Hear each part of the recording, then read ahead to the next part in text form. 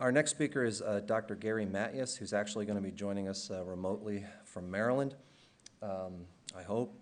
Dr. Mattias works in the Laboratory of Adjuvant and Antigen Research at the U.S. Military HIV Research Program, which is within the Walter Reed Army Institute of Research.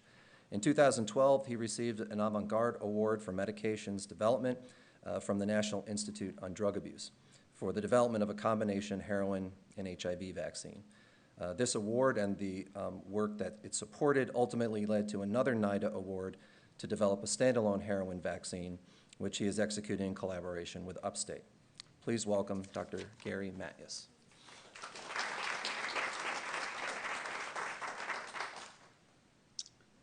Okay, can you hear me? Okay, so I'd like to thank Dr. Thomas for the invitation, and I'd like to apologize for to the audience for not being able to be there. I injured my shoulder and had to have shoulder surgery, and the doctor won't allow me to travel. So I'm presenting remotely. So before I start, I'm required to give these disclosures. I'm a civilian employee for the Department of the Army, and these are my opinions, not the Army's or the Department of Defense or the US government. All the research I'm going to talk about is done on animals was done in an ALASI certified facility under an IACUC approved protocol, and I am the inventor of a Army and NIDA owned patent that is licensed to opiate pharmaceuticals. So how would a vaccine to heroin function? So when heroin's injected into the blood, it encounters the blood-brain barrier, rapidly crosses into the brain, and will cause euphoria and ultimately addiction. If a vaccine is present, there's antibodies circulating in the blood, and these antibodies bind to the heroin, and the antibody heroin complex cannot cross the blood-brain barrier, and therefore none of the biological effects are felt of heroin. So Dr. Sullivan already went over this, but basically morphine comes from the poppy plant. It's a potent mu receptor agonist. So it enters into the brain, binds to the mu receptor. It causes pain relief and intense euphoria, and ultimately results in dependence and tolerance. Heroin, as he said, also was synthesized by Bayer in 1874. And this is just an example of an ad where you can actually write to get a free sample of heroin. Heroin penetrates the blood-brain barrier 15 to 30 seconds faster than morphine, and it's metabolized actively into mu-active compounds. The other important thing about heroin is when it's injected into the blood, it rapidly degrades with a half-life of 3 minutes to 6-acetylmorphine, which degrades to morphine with a half-life of 30 minutes. It can be glycosylated or it can further degrade. And we believe that a vaccine should ultimately be designed to react with heroin and its degradation products. So what are the attributes of an optimized heroin vaccine? It needs to induce high titer or high levels of antibody. These antibodies need to be high affinity or bind very tightly to heroin. They need to be of a long duration, and they need to be specific for heroin and its degradation products and not the therapeutics used for opioid addiction. The heroin analog used must be easily synthesized in high yield, and it must be relatively hydrophilic and not cause conjugate precipitation. The carrier molecule that the heroin analog is attached to, it's best if it was previously used in humans for safety reasons. And the vaccine would need a very strong, potent adjuvant to induce these high antibody levels. So the vaccine that we're using is the scientific concept was really developed by Carl Landsteiner. So heroin is such a small molecule that the immune system does not induce antibodies to it. So people who have used opioids really have very little antibodies to opioids. So we have to make it so it's immunogenic. So we use Dr. Landsteiner's method of attaching small molecules, which he called haptens, to large immunogenic proteins, which he called carriers, to induce antibodies to the hapten. And we're using tetanus toxoid as our carrier, and we're attaching our haptens to that. So just briefly on adjuvants. So an adjuvant is a substance that is included in a vaccine to stimulate the immune response to antigen. The most commonly used adjuvant is aluminum hydroxide or aluminum phosphate. These are relatively weak adjuvants in humans, but they certainly have been used extensively for a large variety of infectious vaccines. There's approximately 146 licensed vaccines that contain aluminum compounds. Other adjuvants can be emulsions or particles. They also contain molecules from bacterial or viral diseases to activate toll-like receptors, invoking a response to the substance in an antigen. And there are estimated about 20 different mechanisms by which adjuvants function. So the adjuvant we're using is called Army liposome formulation. It's depicted here. It's a liposome consisting of phospholipids and cholesterol, of which we've added monophospholipid A. That is the active component of endotoxin. But when it is inserted into a lipid bilayer, it maintains a strong adjuvant activity, but no toxicity. And we have used this formulation together with our collaborators in 14 phase 1 and 2 phase 2 clinical trials. This formulation has also been used in Europe for an Alzheimer's disease by AC Immune, and also for an HIV vaccine by a 16-member consortium led by Sanofi Pasteur. So we have a very good safety record with this adjuvant. If we combine the liposomes with an aluminum salt, aluminum hydroxide, we call it alpha A. So this, in a nutshell, is our vaccine. It consists of tetanus toxoid. The heroin analog we're using, we call 6-AMHAP. It's depicted here. It's attached to the tetanus toxoid. And then we add it to the liposomes containing the monophospholipid A. And then the whole complex is added with aluminum hydroxide.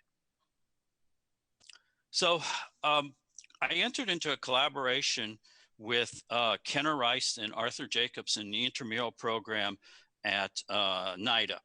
And it's been about 9 years we've been working on heroin vaccines, and they're the synthetic opioid chemists. So all these compounds have been made by them, and we've worked together as a team to develop this vaccine. And we tested a large variety of heroin analogs, and I'm just going to briefly describe several of them. So these are the haptens that we first tested. The top one, called Hapten 1, is actually the Kim Janda hapten from Scripps. We got it through him through an agreement. What we view as the downside of this is it is unstable in that these acetyl groups actually hydrolyze off the molecule. So we made stable analogs. We have a hypothesis that we call the facial recognition hypothesis, where the antibody is directed to the face of the molecule away from the linker. So these would be directed to this face. We tested several other haptens, direct connected here at this 6th position, having antibodies to this face. This is one that we call MORHAP, which we've done a lot of development on. And we have the last group, which is connected at the 3 position, showing this face of the molecule. So if we look at our 2 lead haptens, they were 6-AMHAP and MORHAP. Sorry about that. And the linker is in the back, and so they show very different faces of the molecule. What we're seeing is depicted by this blue arc, and this is 6-AMHAP, seeing this nitrogen, and the ketone is here. MORHAP shows the benzene ring. So we would predict that antibodies to these 2 haptens would recognize different parts of the opioids. We tested, in addition to the 8 I showed you, we tested 8 more, and I'm not going to show you data on them. I'm going to walk through how we down selected between 6-AMHAP and MORHAP, just for an example. I should point out we attached the hapten to the tetanus toxoid by a linker. It has a maleimide at one end to attach the sulfhydryl, and N-hydroxysuccinimide at the other to attach the lysines on the protein, and it's a polyethylene glycol 2 linker. So when we first, one of the things in the early on we wanted to do was understand how important it was to have a certain number of haptens on the tetanus toxoid molecule. And so we could change this by varying the linker to tetanus toxoid ratio, and we could quantify this using mass spectroscopy. So we immunized mice at weeks 0, 3, and 6, and then challenged with 1 milligram per kilogram of heroin by the subcutaneous route and assayed them after 20 minutes. And what I'm showing here is transient pain assays. The y-axis is maximal potential effect. So that means if you inject the heroin into a naive control animal, what is the effect? And heroin, as I mentioned, is a very potent pain reliever. So 1 milligram per kilogram, the animals feel no pain. So in the tail flick assay, we shine an infrared light on the tail. We measure the amount of time it takes them to flick away. And we have a cutoff set at 8 seconds so we don't injure the tail. And what we see as we increase hapten number, which is depicted down here on the x-axis, that the efficacy tends to get better. And this is particularly seen in a hot plate assay in which the animals are placed in a hot plate and they're allowed to, it's at 57 degrees, and we measure the amount of time it takes them to groom their paws or jump. And so again, there's a cutoff set so they don't burn their feet. But basically, as hapten number increases up to around 30, we have the best efficacy of the vaccine. So if you look at the antibody responses in these animals, the black bars is the MORHAP response. And it's very interesting because as soon as we get to 10, we have maximized the immune response. We can't go any higher. But yet the efficacy increased as we went higher. The tetanus toxoid response decreases as we add more haptens, and that's assumed because we're covering the surface with the hapten. The other question we investigated was linker length. So you can buy these linkers with varying lengths of PEG, and so we've tested multiple lengths. The top graph shows the antibody response. It's the same mouse experiment that I described. This is the week 8 sera in the black bars, week 22. And so the black bars at week 8 are all high in all of them, no statistical difference, although there's a tendency toward dropping of the immune response with the longer linkers at week 22.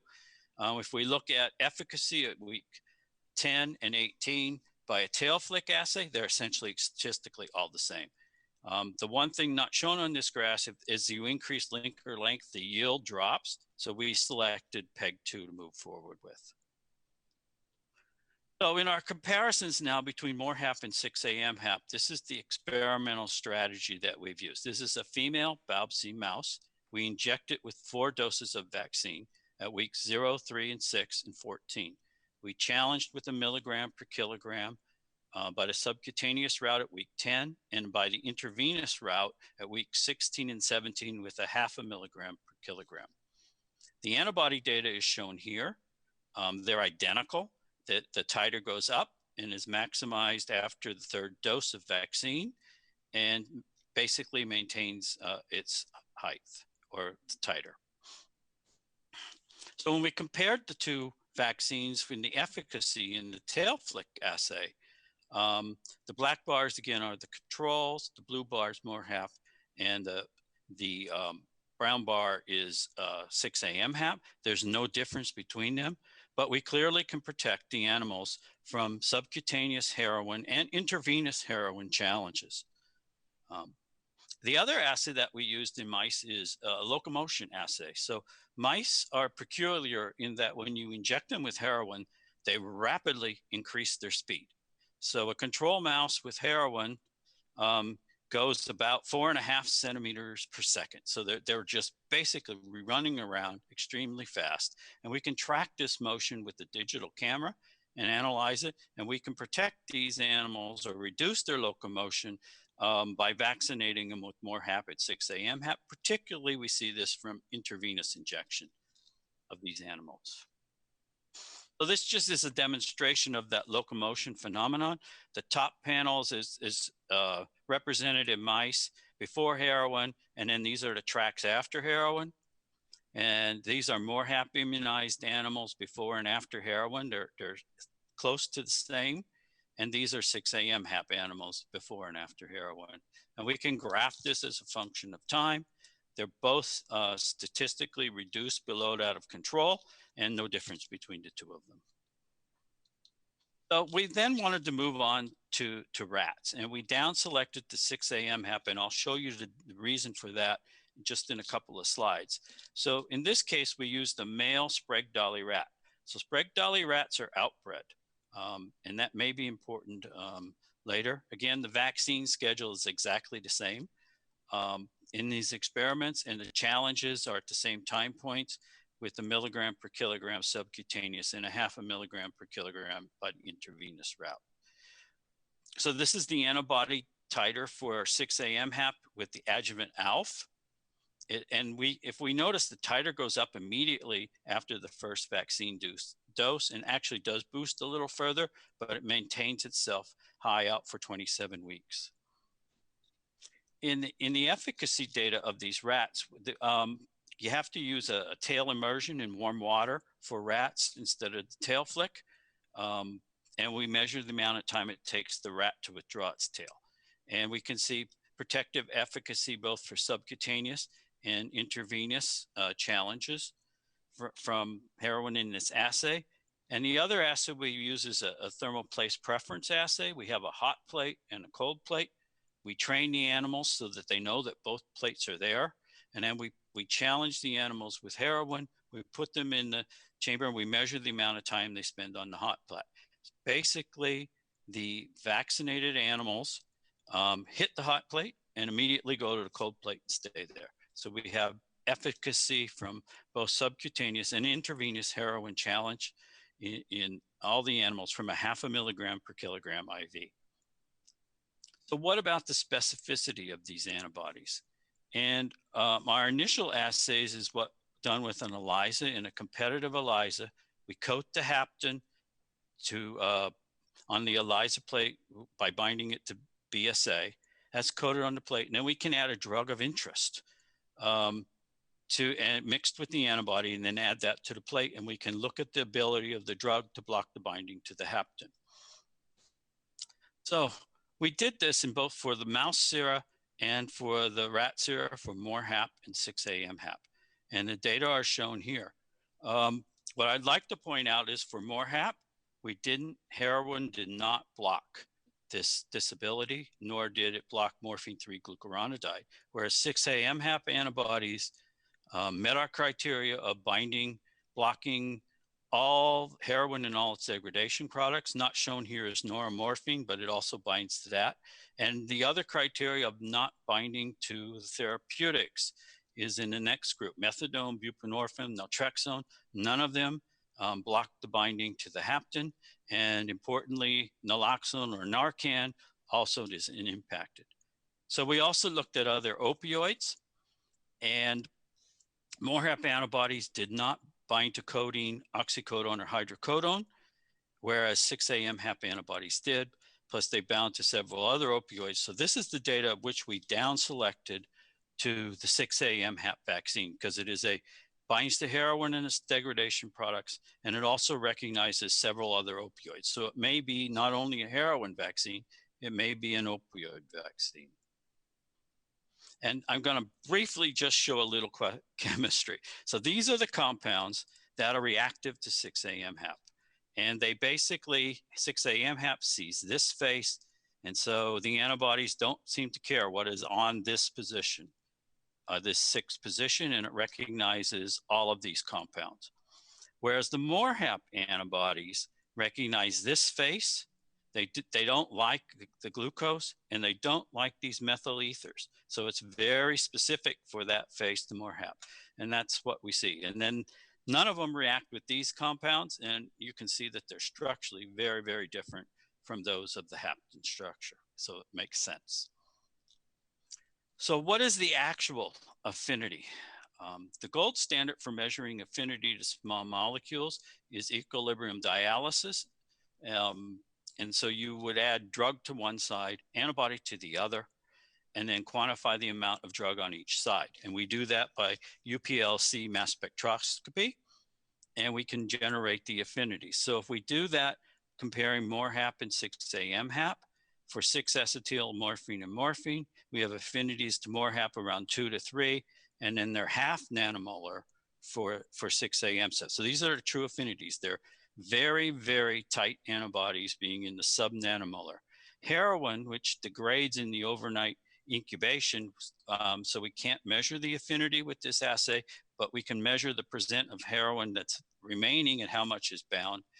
6-AMHAP, 91% of the remaining heroin bound, and MORHAP only 65% bound. So we wanted another high throughput assay, and this is called microscale thermophoresis. So thermophoresis is the non-Brownian motion of molecules in a temperature gradient. And I'm not going to go into it in detail, but basically it's the same reaction put into a capillary tube, an infrared laser shines on it, the molecules move out. We have a fluorescent probe that's attached to drug, and we can look at the antibody, other drugs blocking the binding to the fluorescent probe. And so if the probe is bound to the antibody, it diffuses back more slowly. And we can generate binding curves that leave us to calculate KDs. And so comparing equilibrium dialysis, which I just showed you, with microscale thermophoresis for 6-AMHAP, they're very comparable levels of around a half nanomolar to a nanomolar. And more importantly, we can measure the heroin KD because these are rapid assays and it's 2 nanomolar. So we have still very, very tight antibodies. So we wanted to ask the question, what is the duration of the antibody response and the efficacy? And so we used, again, a rat model, male Sprague Dawley rats, immunized 0, 3, 6, and 14 as before. And we measured the antibody titers. They go up in one dose. This is with alpha A now. So we added aluminum. They go up in one dose and they stay up. The study went out to week 60. They never dropped. And so they maintained that level. We then challenged them with a milligram per kilogram IV. And we tested them at various types on thermal place preference assays. And we got a very interesting and actually surprising response. So the rats all seemed to behave differently. We also did challenges early on, 0.5 milligram per kilogram. All of them were protected from at least one dose of 0.5 milligram per kilogram. But these later time points, and this is 26 weeks after the 4th dose, this rat, it took 7 doses of heroin before we overcame the vaccine. So there basically was no effect in him. All of a sudden, the heroin had full effect. Similar for this rat, it was 6, this one 5. And interestingly, though, these 2 rats, although early on were protected from 0.5 milligram, were not protected from 1 milligram per kilogram. But they all seem to have the same antibody level or titer. So we looked at them with affinity for KD, and these are the different animal numbers and the different KDs. The average is 0.44 nanomolar, and there's no correlation between this affinity and the response curve that I just showed you. But they're all very tight antibodies. We also are analyzing these rats. This is an example of one of the animals immunized with other drugs. And again, we have sub-nanomolar affinities. Morphine is so tight we can't measure it, as is codeine, but hydrocodone, hydromorphone, we do have some binding to and somewhat lower affinity to oxymorphone and oxycodone. So it suggests that we may have an opioid vaccine. And this is just a repeat dose challenge experiment, now in mice by the subcutaneous route. And we're able with this route to get an ED50 of 1.74 milligrams per kilogram in mice. For the vaccinated animals, we can't calculate it in the control animals because they all went in one dose.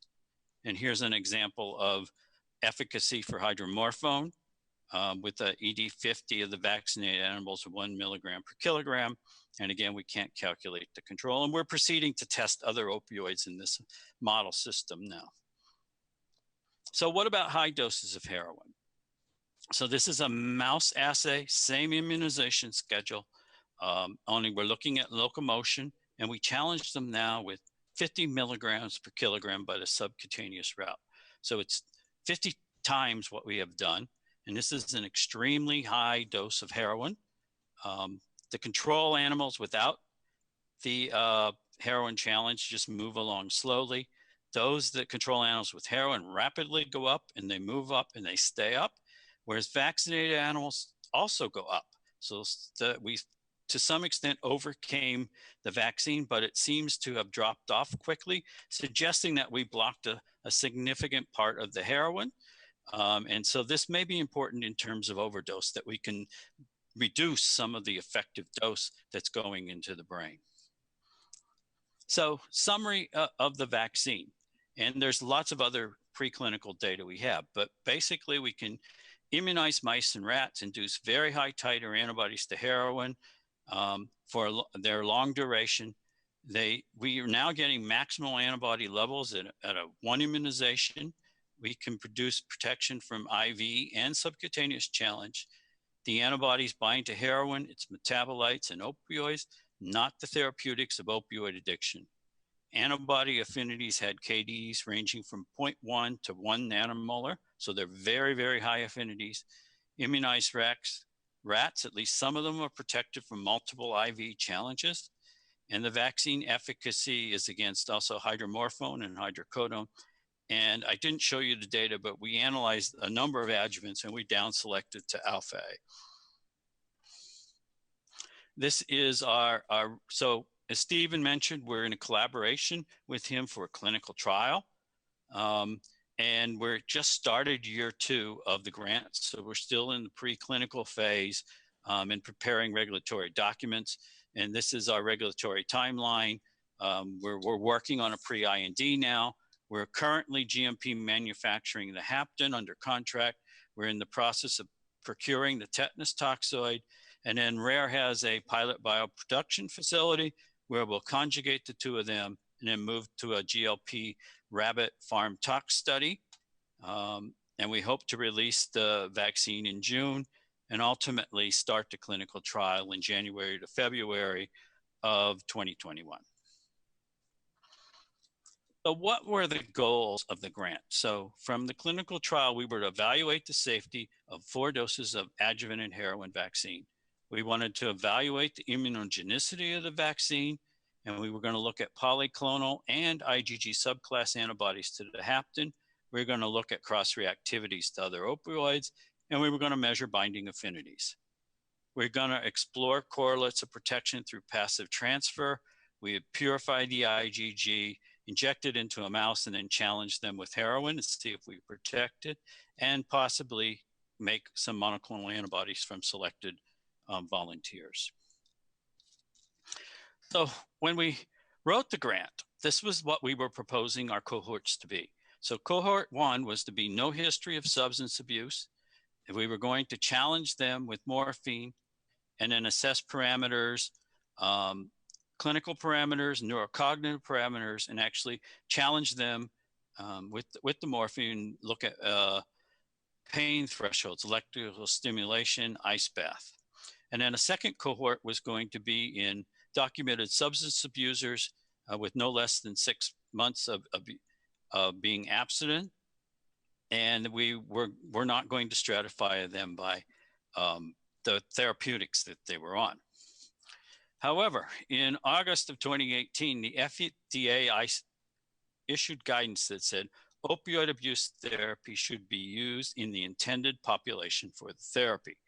So therefore, since our intended population is not normal healthy people, cohort 1 is no longer an option. So what is my opinion of how the vaccine should be used, which is part of the discussion of this symposia? I believe that the vaccine is intended to be a therapeutic agent to be used in patients who are recovering from opioid abuse.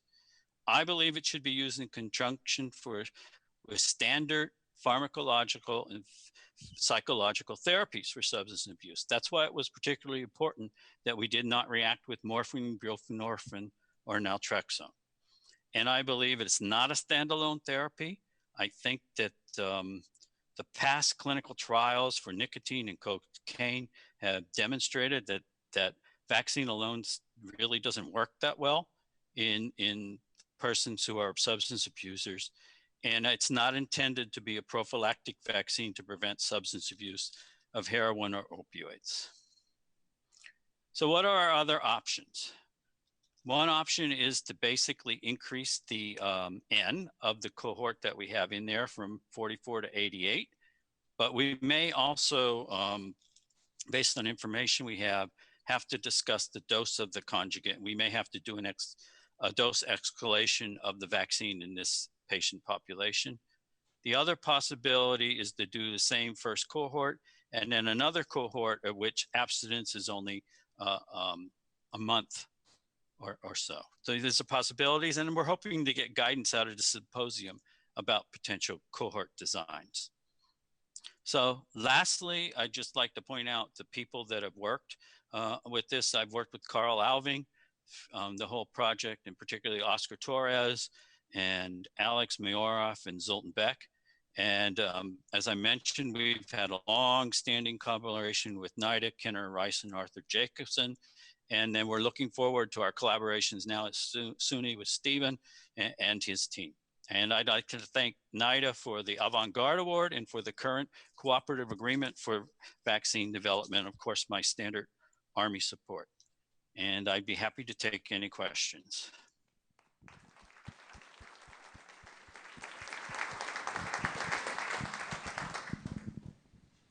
Hi, Dr. Mattias. This is Travis Reeder. I'm going to speak on the ethics stuff a little bit later from Johns Hopkins.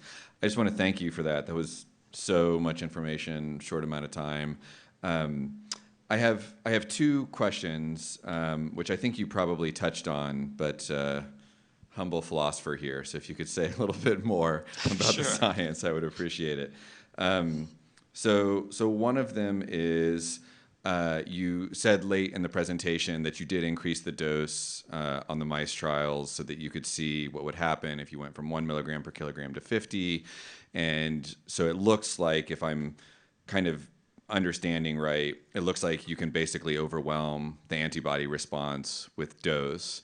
And so I'm wondering both about if you've tried continuing to increase the dose to see what happens if you really try to go to truly gargantuan doses, and then also if you can say anything about what sorts of toxicity there is if as an unintended consequence of having a vaccine on board, subjects were to take these really gargantuan doses.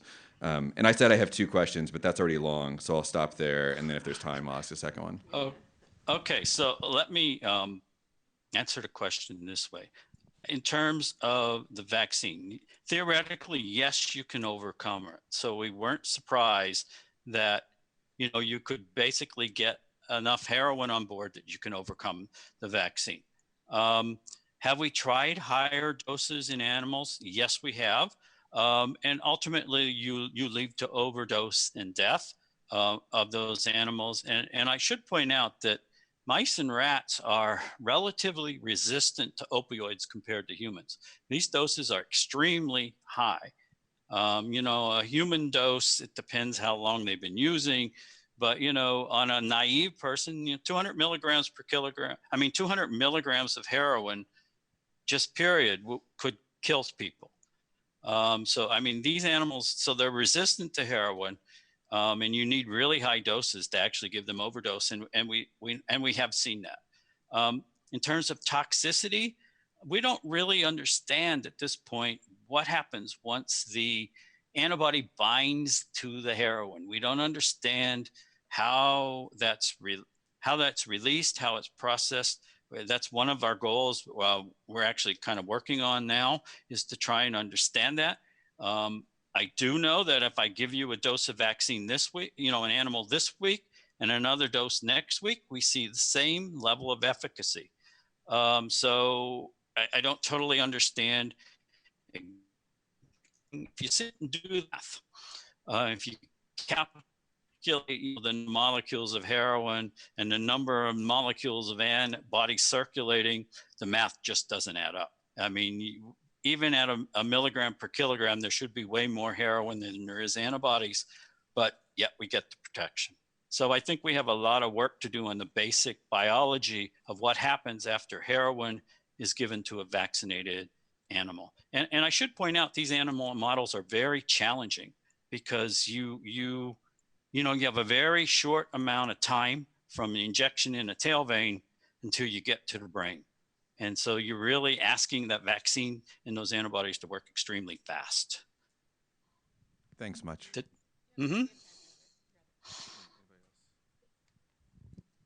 Any other questions? Wait, one back. Hi. Outstanding talk. Thank you so much. The question I had was a similar one, and it was related to fentanyl and the concerns about a lot of fentanyl circulating in the community and lack of activity for fentanyl. Thank you. So actually, together with Stephen, we submitted a proposal for a fentanyl vaccine. We have a series of haptens that we're investigating.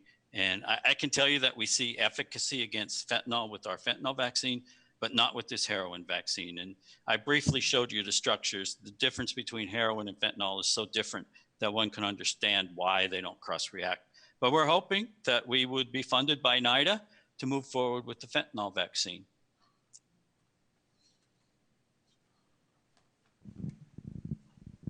Hi, I'm a third-year medical student, so I'm just curious if what happens long after that vaccine binds heroin, what's the breakdown of the antibody binding the molecule, and how does that get cleared from the body?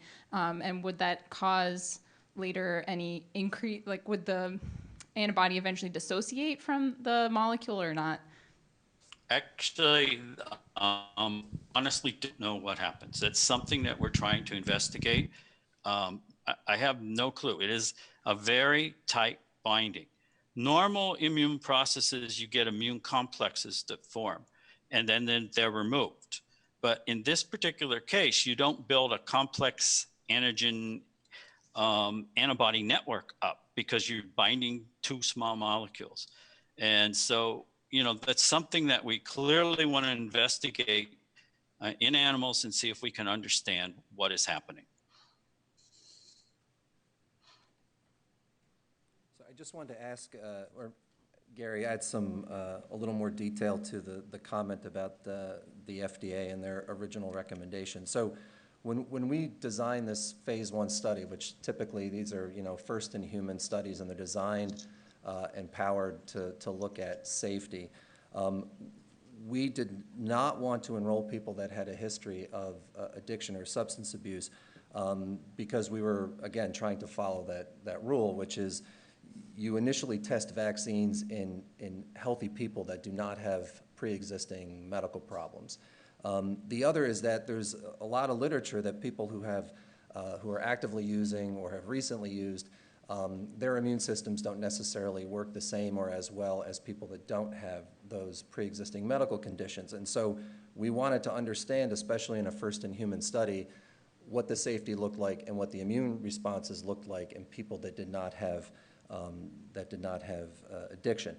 There was also the concern that, again, in those first couple of people who had received the vaccine, that there would not be a risk of relapse because we don't know in humans that are receiving this vaccine if they start to use again what the effect might be.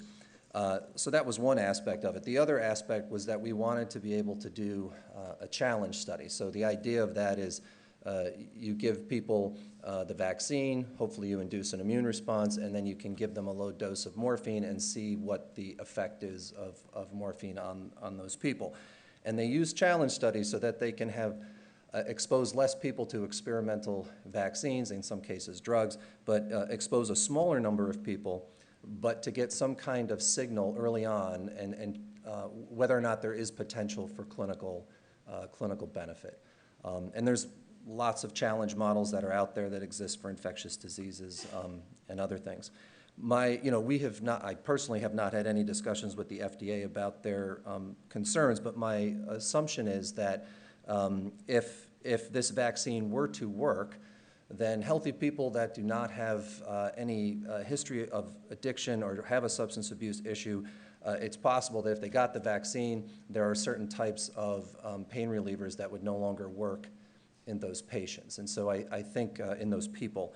And so I think that might have been behind this initial guidance from the FDA. But as the process, and Gary put up what the regulatory process looks like, we will have an opportunity to have those discussions. But I'm hoping that this is something, and Tim, I'm going to ask you this question when, when you're on the panel. I'm hoping that we can stimulate some provocative discussion about whether or not people without substance abuse issues should be able to volunteer in these types of studies.